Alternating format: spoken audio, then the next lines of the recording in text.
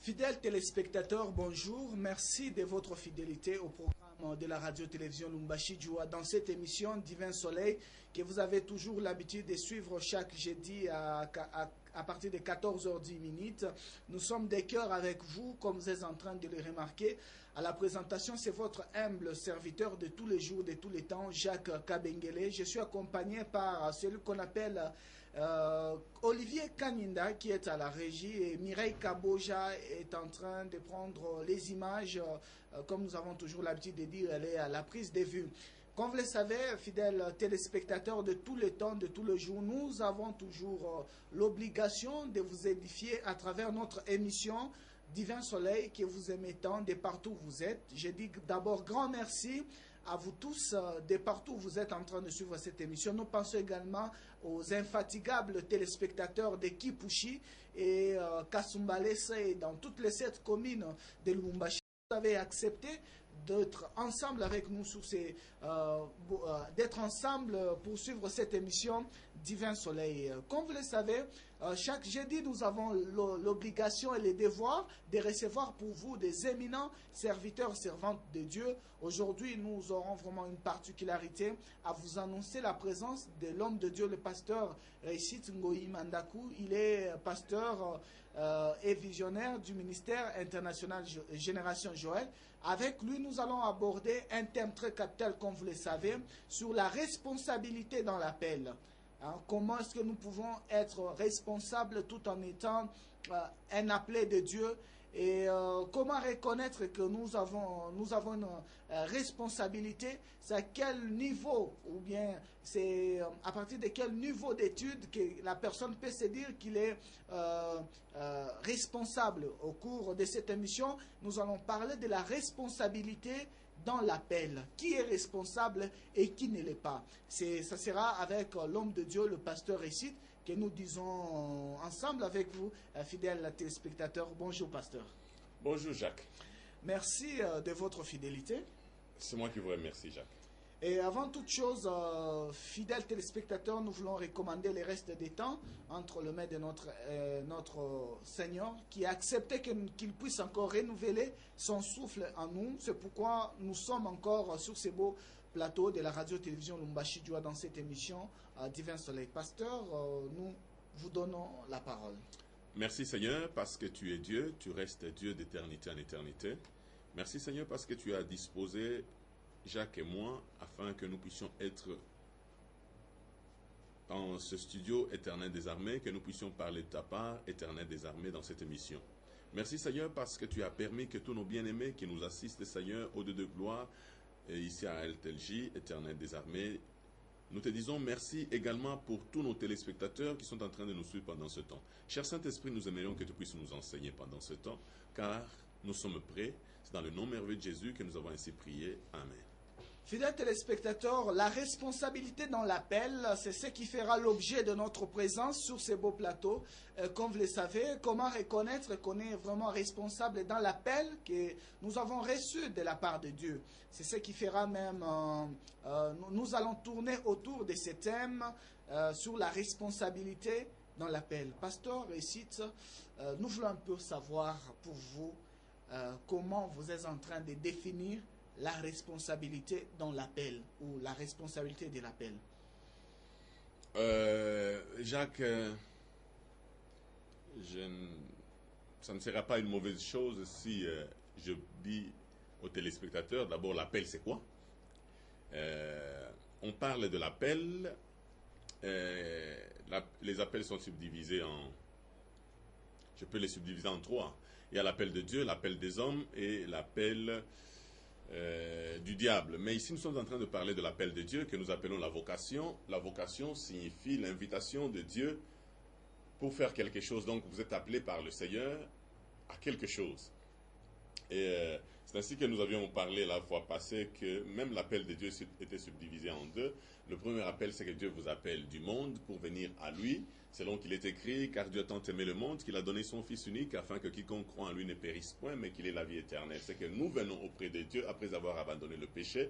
Nous venons auprès de Dieu et quand nous sommes auprès de Dieu, il y a un nouvel appel, c'est l'appel au service. Chacun a été appelé à un service bien déterminé, tel que nous avons parlé du corps, c'est-à-dire que nous sommes comme les différents membres du corps.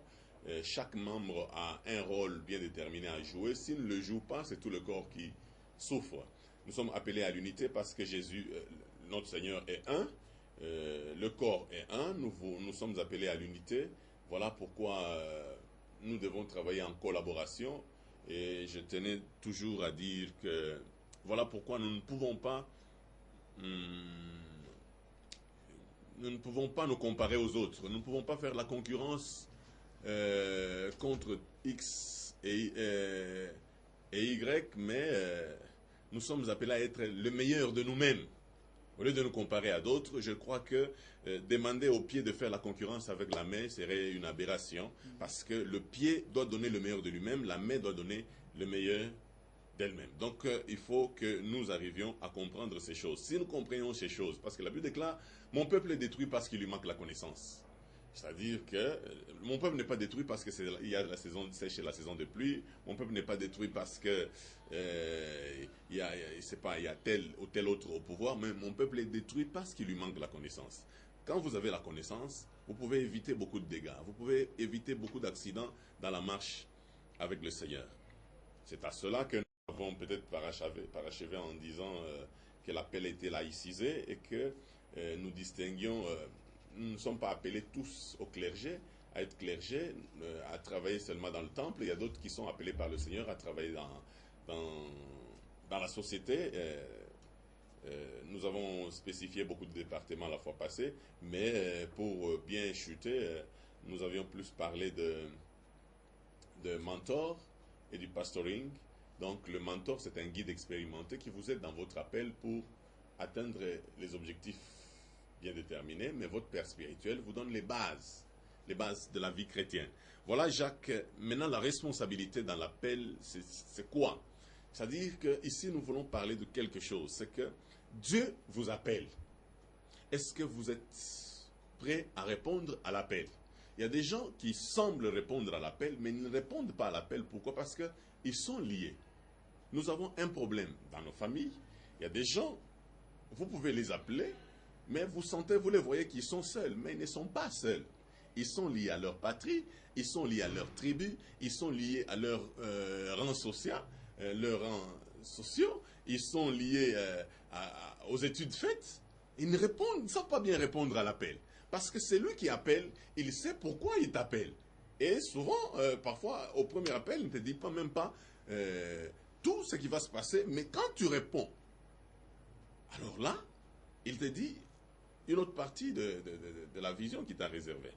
Mais cet après-midi, pasteur, comme nous l'avons annoncé, nous, quand je parle de nous, je vois la grande équipe qui m'accompagne avec Olivier Kaninda.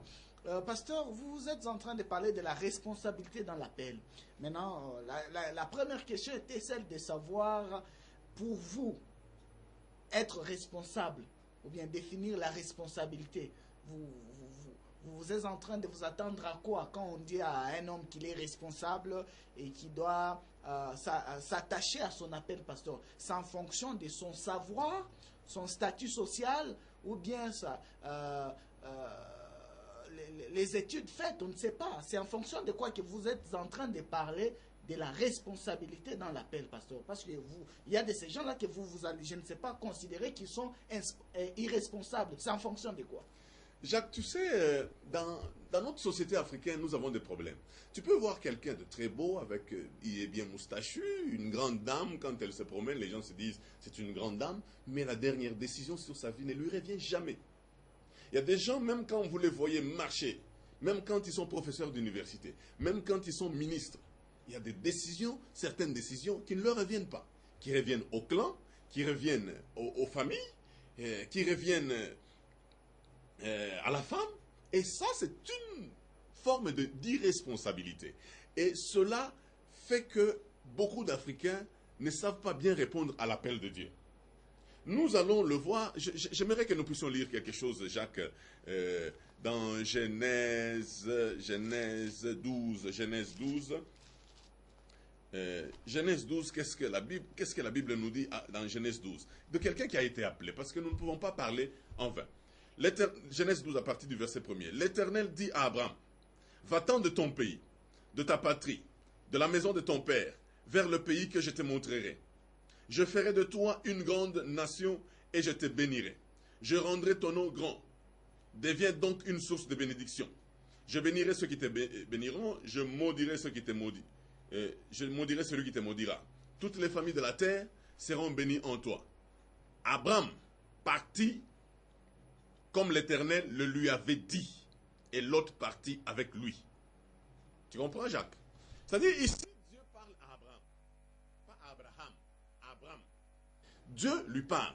Il dit, va-t'en de ton pays, va-t'en de ta patrie, va-t'en de la maison de ton père, vers le lieu que moi, Dieu, je veux t'indiquer. Et la Bible continue en disant, après que Dieu lui ait fait des promesses, la Bible dit, Abraham partit.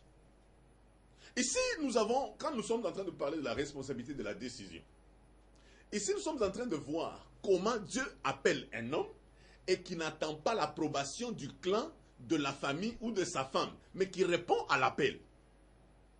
Et aujourd'hui, il y a des choses qui ne marchent pas dans les vies de beaucoup de serviteurs de Dieu, dans les vies de beaucoup d'Africains, tout simplement parce que la dernière décision ne leur appartient pas. Vous allez voir quelqu'un, même quand il essaie de répondre à l'appel de Dieu, quand il s'agit de se marier, il doit recourir toujours au clan.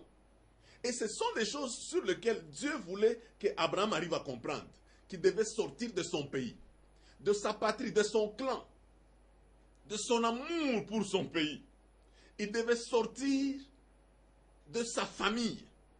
Quand on parle de sa famille, cela ne signifie pas que quand on voit les membres de la famille, on ne les reconnaît plus. Non, ce sont des systèmes. Dieu est en train de parler qu'il faut quitter le système de ton pays, le système de ton clan, le système de ta famille. Parce qu'il y a des familles où la dernière décision appartient à l'oncle. Même Jacques, quand tu mets les enfants au monde, les enfants ne t'appartiennent pas, ils appartiennent au clan. Comment Dieu peut travailler avec un homme pour qui les enfants appartiennent au clan? Pour qui la décision pour se marier appartient à l'oncle? Comment Dieu peut travailler avec un homme comme ça? C'est compliqué. C'est pour cela qu'il y a des gens aujourd'hui ont commencé à travailler, on leur a donné une femme par leur oncle et chemin faisant, comme ils ont un appel, ils ont une vocation politique, ils se retrouvent qu'ils sont obligés de chercher une autre femme parce que celle qui est venue du village ne peut pas battre campagne. Tu comprends? Et ça, c'est de l'irresponsabilité. Les Africains doivent apprendre à être responsables. Ils doivent être responsables de leur vie. Quand Dieu les appelle, ils doivent savoir dire oui. Parce que si la décision ne te revient pas, tu as 46 ans, mais la dernière décision, étant ministre, mais la dernière décision revient à ton oncle de Katouba. Tu trouves ça de la responsabilité? C'est une irresponsabilité. Il y a des choses qui ne sont pas faites dans nos sociétés, dans nos églises. Tout simplement parce que jusque-là, le père, le papa du pasteur a encore un mot sur la dernière décision du pasteur. C'est grave. Vous allez voir même des pasteurs, des hommes de Dieu qui démissionnent, qui divorcent. Pourquoi ils divorcent? Tout simplement pas parce qu'ils n'aiment pas leur femme, mais parce que sa mère n'aime pas la femme. Et tu vois un peu, c'est bizarre, hein, un pasteur, c'est ta maman, qui prie, je ne sais pas, dans une église de leur tribu, qui dit non, mais tu crois que ta mère connaît plus les Écritures que toi? Et d'ailleurs, la Bible déclare, même quand un ange viendrait vous annoncer un évangile autre que ce que je vous ai annoncé, qu'il soit maudit, à combien plus forte raison ta mère. Donc Jacques, il y a une chose, tu vois tel que je te vois là, on peut te voir là, tu es très libre, mais en soi, il y a des ficelles qui te tiennent de partout. Pourquoi? Parce que on les découvre à la décision. Il suffit que tu décides de prendre telle fille en mariage. L'oncle va parler, et la tante va parler, la grande sœur va parler, l'entourage va parler, la famille élargie doit s'exprimer. Donc on doit délibérer si tu dois prendre cette femme en mariage. C'est de l'irresponsabilité de ta part. Et d'ailleurs, quand on délibère, on dit non, ce n'est pas celle-là. Toi aussi tu dis non, bah je sais pas. Non, Jacques. Non. Tu n'as pas la même vision que ton père. Mais pasteur Récite, aujourd'hui nous sommes en train de voir les hommes qui terminent les études, qui certains sont vraiment se retrouvent dans le ministère en train d'évoluer, mais le fait de dire qu'il a une décision émane de sa famille et devant les fidèles pasteurs, vous ne trouvez pas que vous êtes en train de diminuer l'honneur et la valeur qu'incarne l'homme de Dieu en disant que même s'il est loin, mais s'il dépend d'une décision venant de sa famille, pasteur, il est irresponsable. Quelqu'un qui est irresponsable, qui derrière lui a des milliers de gens, il remplit des conventions, qui effectue des grands voyages au monde, hein, qui partage la nourriture avec tous les hommes de Dieu, les grands serviteurs de Dieu de ce monde, pasteur. Mais vous dites qu'il est irresponsable. Il est responsable parce que sa mère a parlé.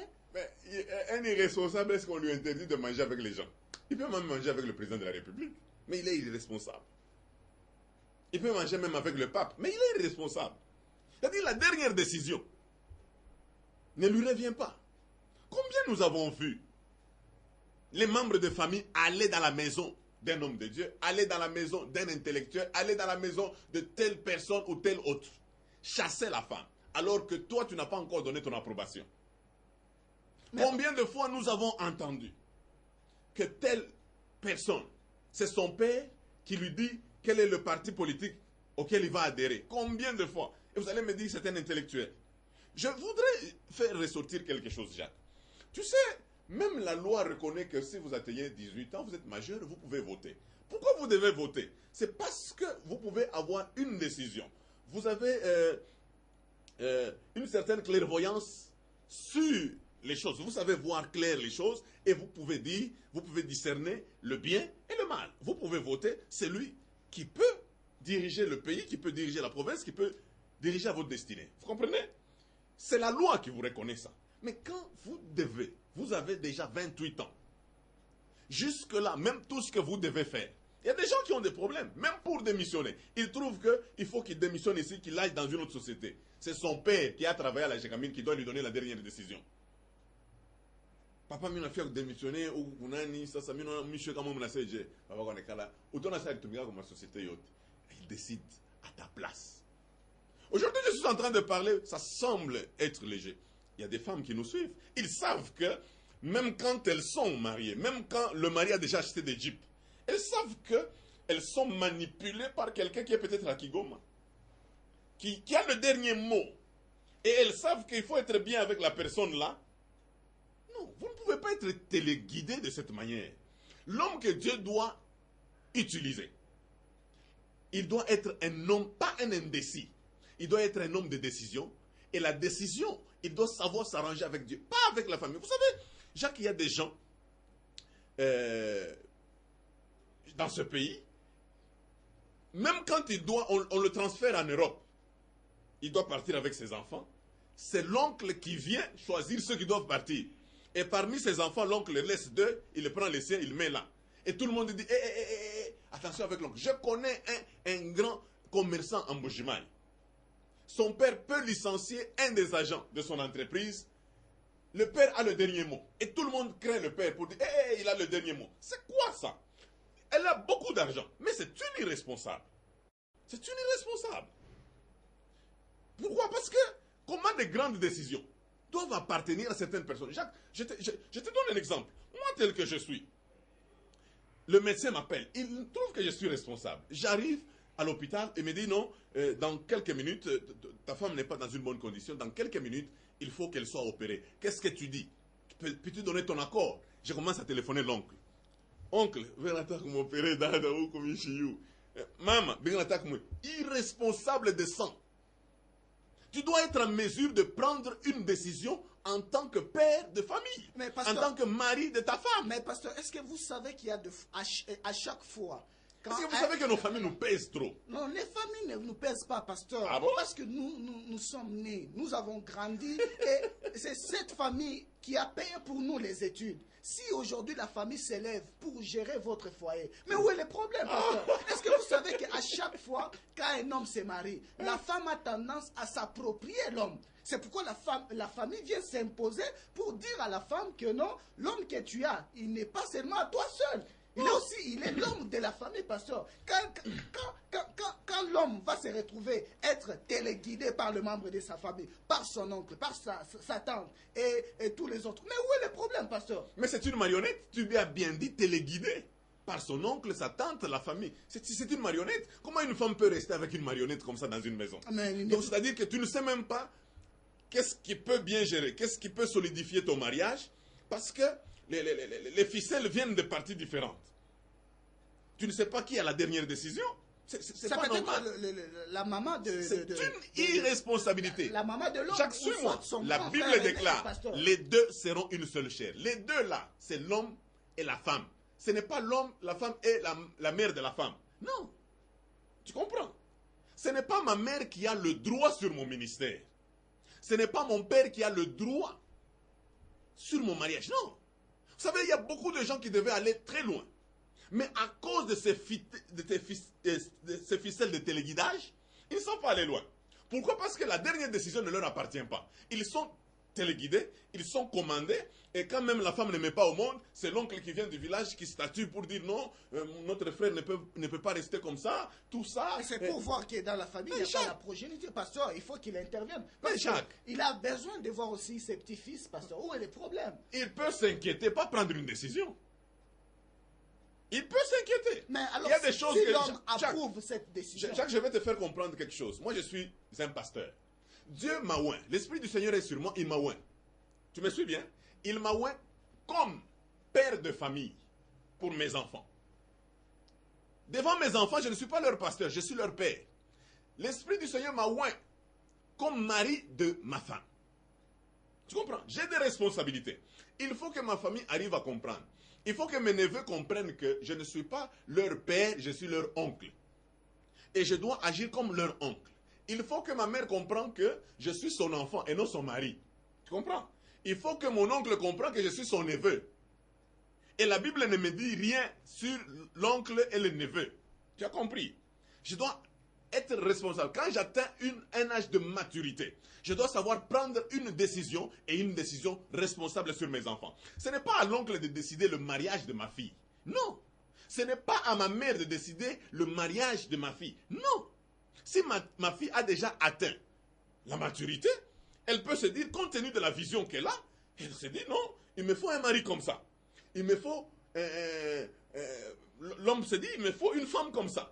Compte tenu de l'appel. La plupart des gens qui ont laissé la dernière décision sur le mariage à leur frère ou à l'entourage, par irresponsabilité, finissent un jour par prendre une décision, et une décision qui va tout casser. Pasteur, pensez-vous que de notre génération, l'homme de lui-même peut faire un bon choix? C'est pourquoi on recourt aux membres de la famille. Sinon, dada, quand ça dit qu'on quoi qui jakazi unayo mangare est-ce que ataweza kukolopa?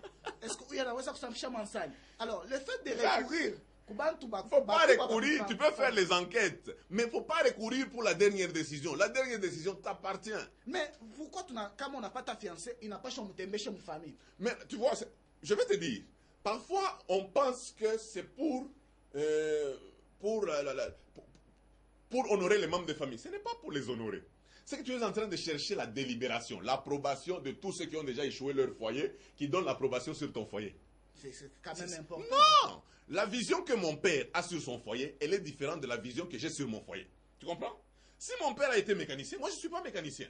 Moi je suis pasteur. Ce n'est pas mon père qui doit donner le dernier mot sur ma profession. Non.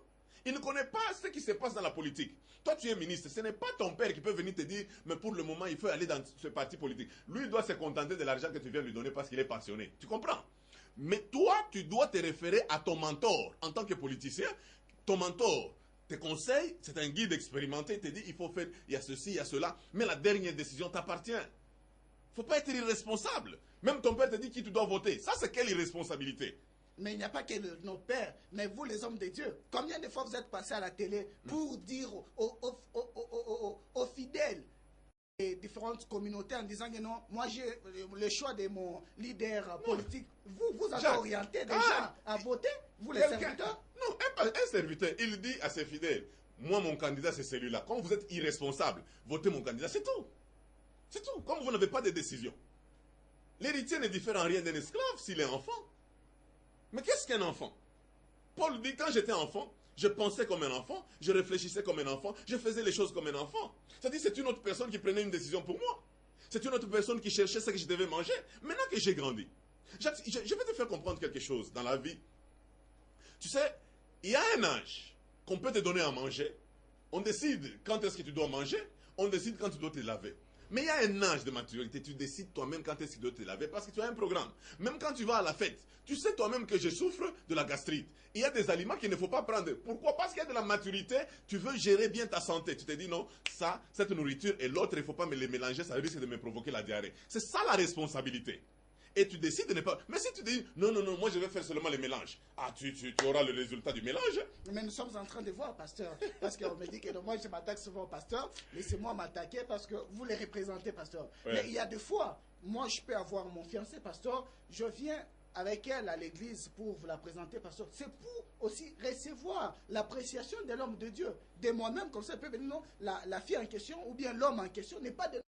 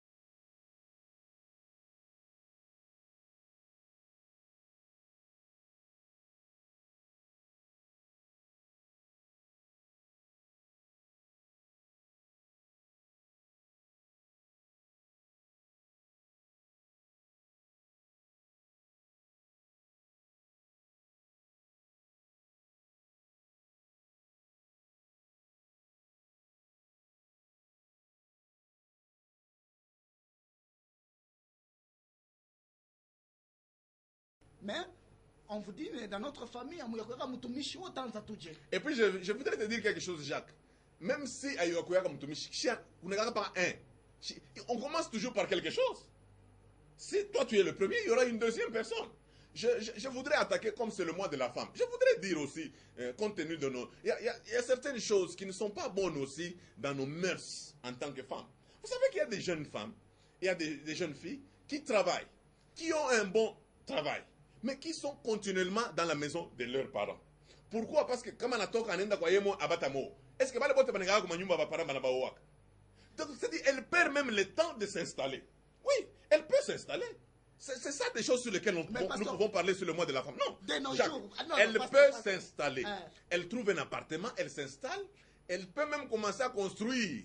Mais maintenant, elle passe 15 ans de travail, restant chez son père en train de nourrir son père paresseux, en train de mettre les antennes paraboliques sur la maison de son père, et le jour où elle va partir, elle va aller avec son sac. Non, vous avez volé 15 ans d'une personne pour les mœurs seulement. Non, moi je connais des femmes qui sont allés s'installer dans des appartements, qui ont loué leur propre maison, qu'on a pris en mariage. Soyez responsables. Pasteur, pensez-vous que de notre génération, ici à Lubumbashi, Fio Kurikari, pasteur, il a quelle image? Elle a quelle image? Mais les images sont toujours là, Jacques. Vous dites des pasteurs tout ce que vous voulez. Est-ce que nous arrêtons la pastorat? Nous arrêtons la pastorat. Je vais te donner. Jacques. Oui, ça fait quoi? Et puis, voilà, vous faites couler, pasteur. Mais ça fait quoi, Jacques? Moi, j'étais en Afrique du Sud, j'ai vu des jeunes filles. J'ai vu une petite fille de 19 ans chez elle dans son appartement. Vous savez, elle s'assume. Elle sait prendre la décision très tôt. Après, le monde, tout, na 32 ans,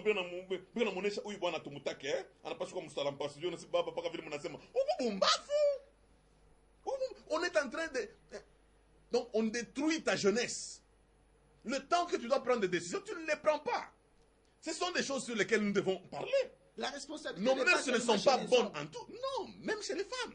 Même mon famille, les femmes doivent se délivrer elles-mêmes. C'est tout.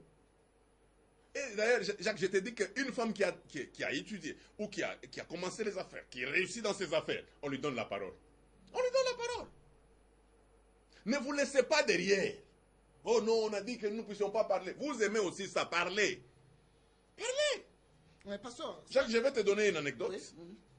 Moi, je me rappelle quand on était enfant, on avait l'habitude de crier sur les athlètes.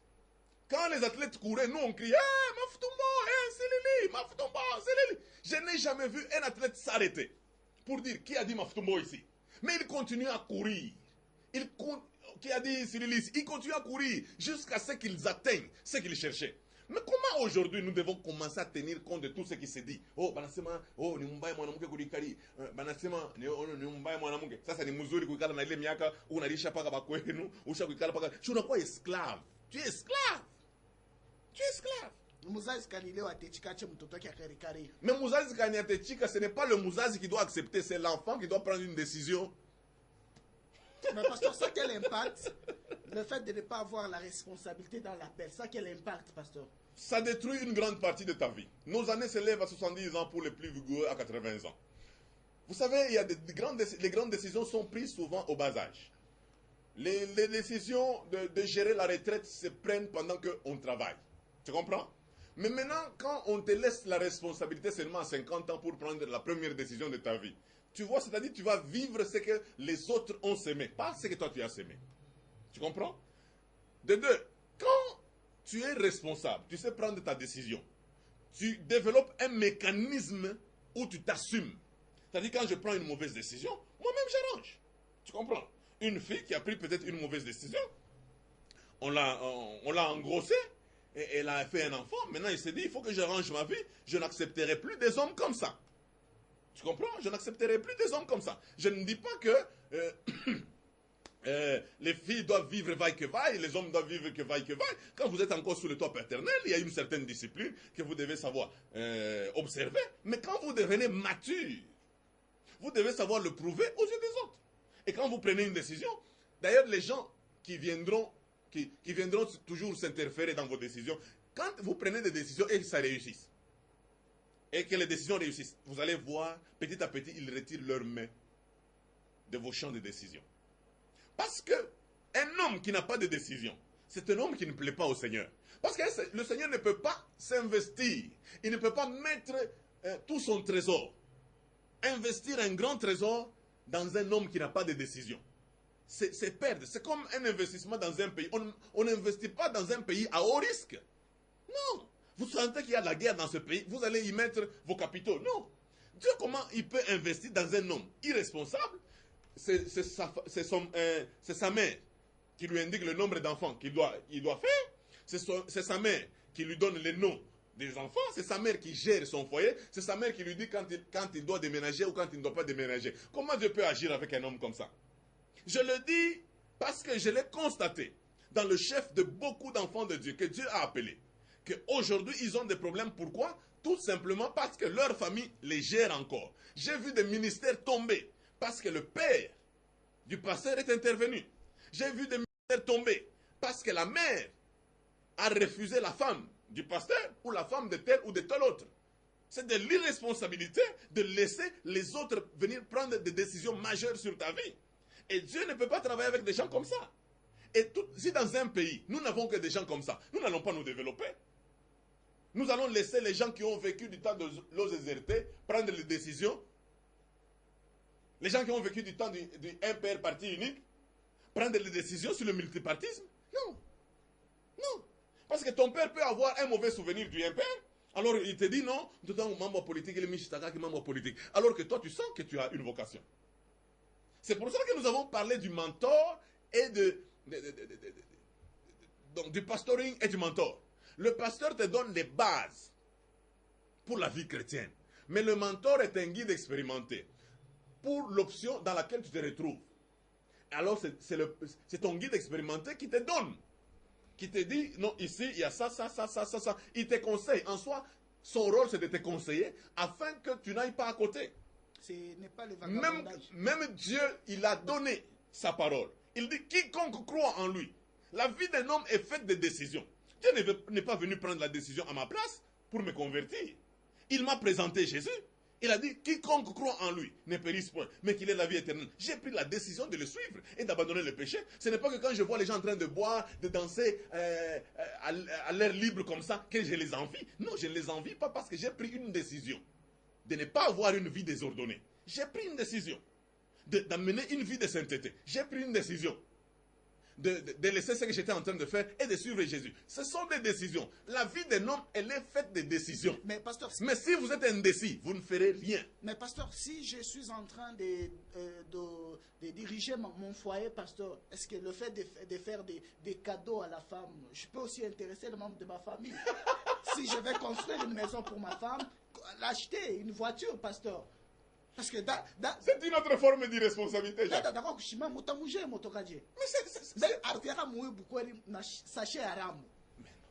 Mais pourquoi on parle toujours que la femme est venue avec le sachet? L'homme peut venir aussi avec le sachet, non?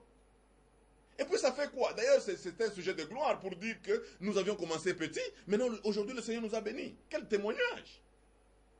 Et ceux qui interviennent là, leur foyer là-bas, qui les gère? Il y a des gens qui, je crois qu'ils donnent... Expérience à Maïcha. Non, Jacques. C'est-à-dire quoi? Si tu es mon grand frère, moi je ne veux pas avoir un foyer comme le tien. Tu te trompes. Je veux avoir un foyer comme le mien. Ce n'est pas parce que j'ai grandi chez toi que je dois avoir un foyer comme le tien. Non, j'ai une vision d'avoir un foyer comme le mien. Peut-être dans ma vision, il faut que nous soyons sur le podium en train de danser avec ma femme. Toi, tu n'aimes pas les danseurs, c'est ton problème. Laisse-moi épouser une danseuse, nous soyons des danseurs ensemble. Est-ce que ça te concerne? Jacques, tu peux, pendant que tu es en train de travailler, tu es journaliste, tu te dis non, moi je veux que je puisse épouser, tel que je vois ma destinée, il me faut une journaliste, comme ça nous pouvons bien cheminer dans notre vision. Peut-être demain nous aurons notre télévision. Mais quelqu'un vient dire, ah, on a un journaliste français, Jacques Onakufa. Comme j'ai trouvé quelqu'un, sa soeur lui dit, hé, Jean Wetu. Unaenda kwa bibi wa français tunatu wa shiaba tafuta takabuiza huko kama ni peto huko mnekala mnachungana. Voyez un peu le comportement des gens.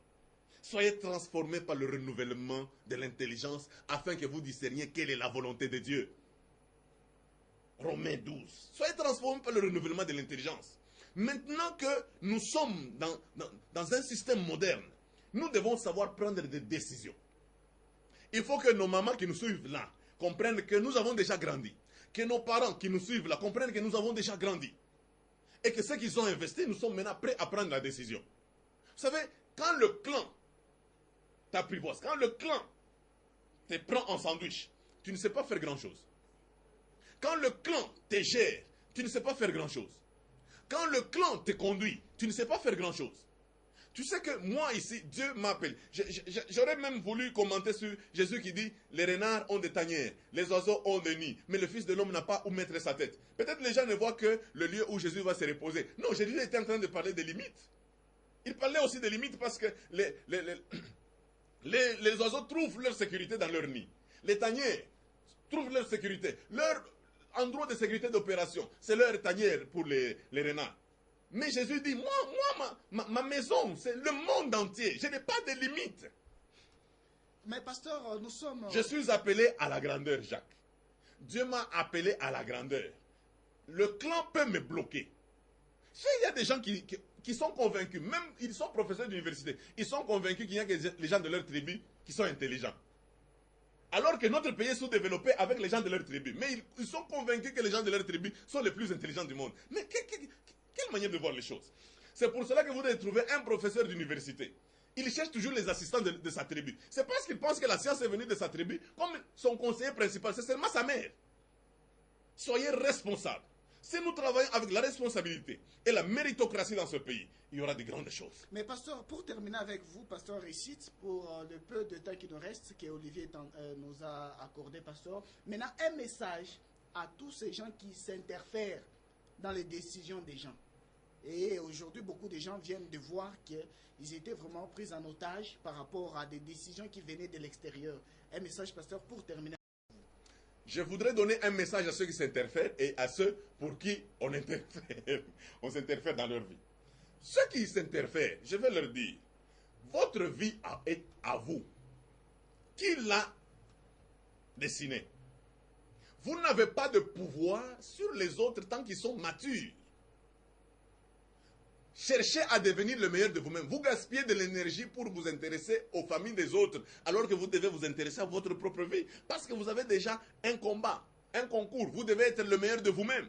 Vous avez seulement la renommée de détruire les foyers des autres, alors que le vôtre, vous êtes incapable même de le protéger.